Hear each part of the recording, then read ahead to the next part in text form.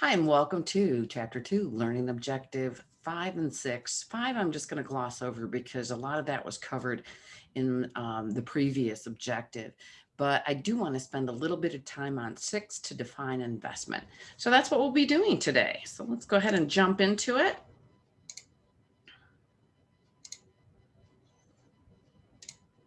Okay, and I'm sharing my screen. Awesome. Okay.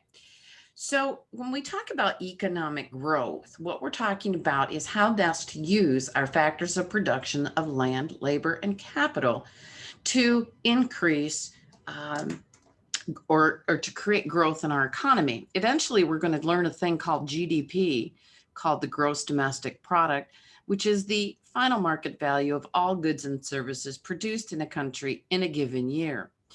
And GDP requires that we use land, labor, and capital. And again, you remember that combining those together with entrepreneurial ability. GDP, if it's growing, it's usually growing at about 3%. That's a healthy growth in the gross domestic product. So it's one way that we measure economic growth. But I want to put this in the context of the production possibilities frontier. So basically what we're talking about here is if we have capital goods, I'm going to put over here, and we have consumer goods. Now, what do we mean? Well, capital goods are those things like capital that we use to produce other goods and services. My example was tractors, okay? Consumer goods are those things that we use up and we consume, right? So food is a good example. We always have to buy more. So what we say in an economy is that when we look at output, the production possibilities frontier, that the opportunity cost of investing in capital is using that same or those same factors of production to produce consumables. So let's say that right here is our current level of investment in capital goods. So what does that mean? That means that if we're, if, okay, it means that at that point, we're only investing enough to replace those machines, those tractors, and so on that become depleted over use. Some economists like to say depreciate. I don't, because I like to say depleted overuse. So if you have a tractor and you're on a farm, eventually that tractor is going to need to be repaired and eventually it will need to be replaced.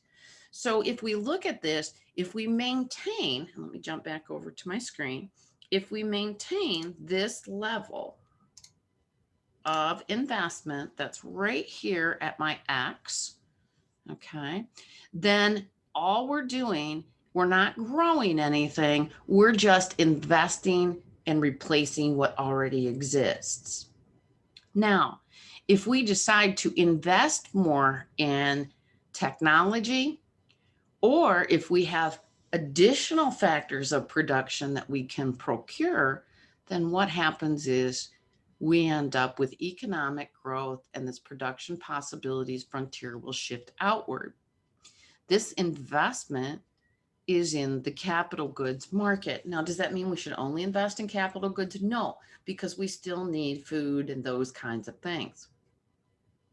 Okay, so again, an increase in resources. This would mean that maybe we've discovered silicon in some place where we didn't think. We discovered oil in some place. This has to do with the factors of production. Or there could be an advance in technology, the way in which we produce a good or a service. So maybe this is faster capital. So think about the idea of having to do your homework without a computer and then with a computer. So you know that that technology allows you to be more productive. So this would be things that make it easier or quicker to produce the same amount of goods and services. Okay, so basically we see, here's an example of computers and pizzas. We know that land, labor, and capital are needed for both. We probably need less. Well, computers, probably land, we need about the same amount. Labor, we need specialized labor when we talk about computers, and we need specialized pizza makers when we talk about pizzas.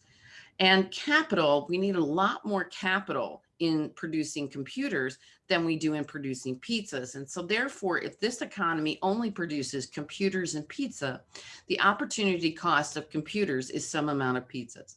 The opportunity cost of pizzas is some amount of computers.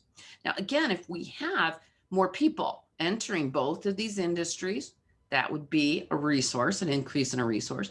Or if all of a sudden we can produce more pizzas with the same amount of resources, that allows us to free up some of those resources and commit them to computers. So we see an outward shift of the production possibilities frontier. And that's kind of what this is showing here. So investment is what I just talked about a few moments ago, and the idea of the level of investment. Do we continue at that level, or do we reinvigorate? So I want you to think of it from a governmental standpoint, and that might be things like infrastructure. Okay, so replacing roads, replacing bridges, things like that. All of those things, replacing is great, but creating new will actually allow us to move beyond that production possibilities frontier. I find this particular graph in your book extremely confusing. So I'm going to say, don't even worry about it. Just make sure that you understand.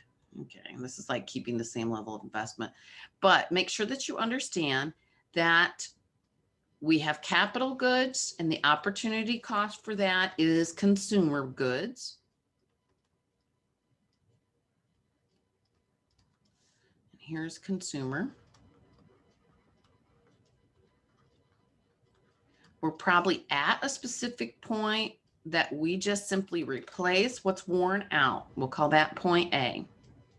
If, however, we reinvest, and I don't want to say reinvest, maybe we increase investment, that's a much better term, increase investment in capital goods, or if new resources are discovered, or if we have better technology, and again, how would we do that? By investing in research and development, then we'll see an outward shift of the production possibilities frontier, okay, to maybe B.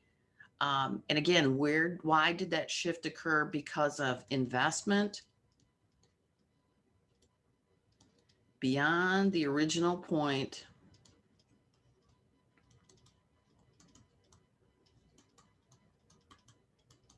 and that investment was in capital goods. So investing in capital goods is a good thing, but every time we choose to do that, we have to give up some consumer goods in the short term. So that's cost benefit analysis, kind of the idea of what does it cost us as a society and what's the benefits of that. So again, remember that, kind of going back, I think that's my last one. Yeah, it is. Okay. Remember kind of going back and talking that we will engage in an action as long as the benefit of that action outweighs the cost. So we will continue to invest in capital goods as long as it's not costing us too much as a society in terms of a loss of consumer goods. So it's a balancing act, it really is. And hopefully you've taken that away from all these production possibility frontier graphs. Okay, that's our last objective here. I'll see you back in chapter 3, where we're finally going to start microeconomics, and you're going to learn all about demand and supply and everything else. Most of those lectures are ones that I present in my microeconomics course in their starting chapters. And so again, if you have any questions, don't forget to attend our Zooms on Fridays at 12 o'clock, and I can talk you through if you have any questions. Thanks. Have a great day.